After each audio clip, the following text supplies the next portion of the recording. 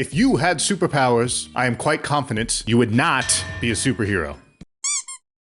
What's good, people? Agent Juice reporting for duty. We've all heard the question 1,000 times. What superpowers do you want? And of course, we've all heard the same handful of answers 1,000 times as well. And usually they fall into one of 3 categories. First off, it's usually something very mundane like, oh, I want invisibility or flight. Number 2, it tends to be pulled from some work of fiction like, oh, I want to be Spider-Man. Or number 3, the cop-out answer, which is, I want to be God. But the one thing I find most fascinating about this question is not necessarily the superpowers themselves, but rather the insinuated follow-up question of what would you do with these powers? Because let's be honest, the superpower question is a question about power fantasy. And this, by the way, is the main reason why I firmly believe that the vast majority of people would not become what we consider traditional superheroes if they were to ever receive their power of choice. Because in order to be a superhero,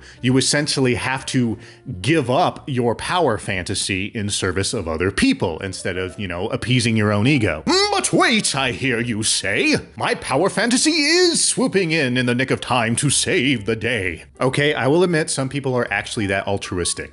But I really believe that a large portion of people who say they would, oh yeah, I'd totally be a superhero, don't really take into account how much work goes into being a hero and how much you have to give up in order to be a good superhero. But in order to really dive further into this theory that I have, I must first indulge in my power fantasy. So what are my chosen superpowers, you may or may not be asking? Well, it is an all-encompassing power that I made up when I was about 11 or 12 or 13, basically late elementary school, early middle school, that I dubbed the Ultra Force. The Ultra Force falls in the number 2 category of what I mentioned at the beginning of the video, that being a power I derived from my favorite works of fiction, which at the time of those oh-so-formative years included The Matrix, Dragon Ball Z, and Star Wars. So mixing all those things together, I came up with the Ultra Force, which is basically the Force from Star Wars, only better.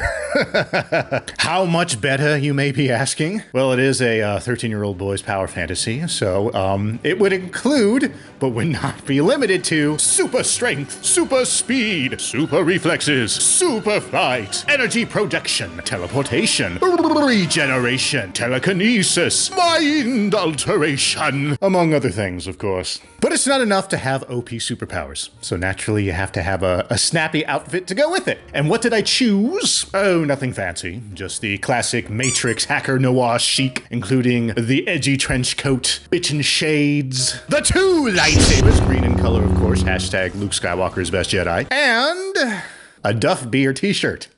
I'm being serious. I seriously imagined myself with the Duff Beer t-shirt. It was essential in pulling the outfit together. Great, so I got my OP powers, I got my clown suit. So what exactly did my younger self imagine myself doing with all of that nonsense? Not being a superhero, that's for sure. No, instead, I liked to imagine myself flying off to exotic new locations and wackadoodle planets, facing off against horrid, abominable monsters. I drew my sabers and I chopped them up.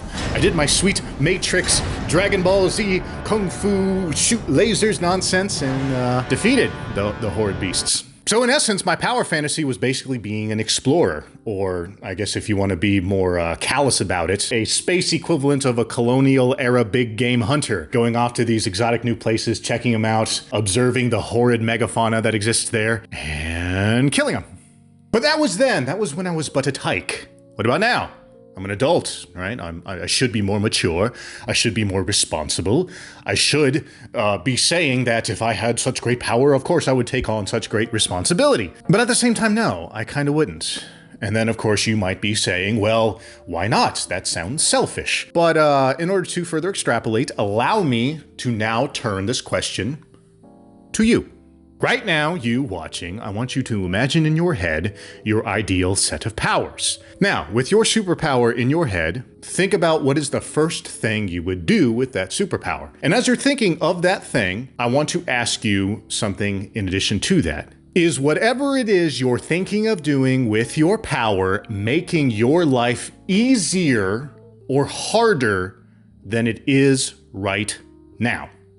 I believe the reason people won't be superheroes is because the majority of people would choose their powers to make their life easier, not harder.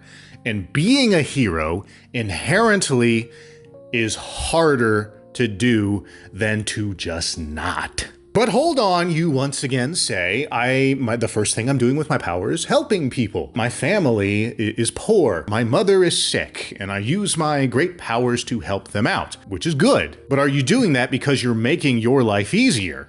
And I think the answer is, duh. You have to live with your family, so helping them out helps you out. You want your mother to survive, so helping her out helps you out. But okay, help them out. That's great. That's truly honorable, and I would probably do the same thing. I would help out my immediate family with my powers. But can you keep that up for everyone, for the rest of your life or the rest of the duration of this power set? That, I think, is where things start to kind of fall apart for the average person. By taking on the mantle of what we consider as the classic superhero, you essentially put yourself out into the world as an entity capable of doing great things. You put on your mask and you say, I am Captain Justice. You announce to a large group of strangers that you are now here to do things for them, basically. Now, when people need you, they will shoot your bat symbol up into the sky, and you have to now answer that call. Think of how complicated your life is right now. Now imagine adding a whole lot of other strangers' problems onto those problems. Are you willing to handle that? Because if the answer is no, then don't be a superhero. It's very difficult. Being a normal hero is very difficult. Very, very few people on this planet, I believe, are capable of doing it. And they do exist, but we know them by name because they're so great.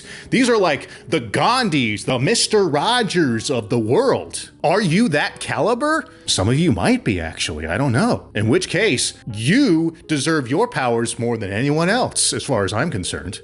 I mean, a lot more than I deserve mine. That's for sure. So me?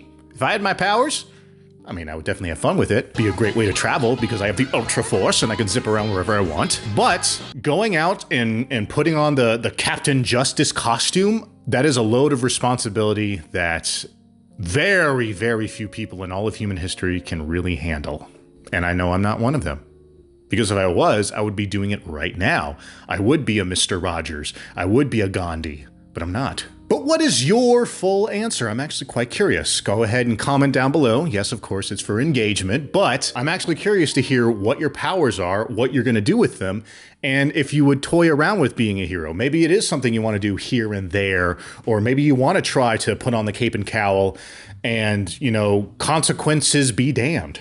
But I think in the end, this whole superpower question is really great because essentially it's a psychology test. It's a great way to get into someone's noggin. And oh, by the way, speaking of psychology, I have an interesting little video of how I was able to improve my art by not caring about things anymore, and you can watch it right here. And so with that said, I thank you for spending this time with me. I do hope you stick around. And until next time, you super weirdos, deuces.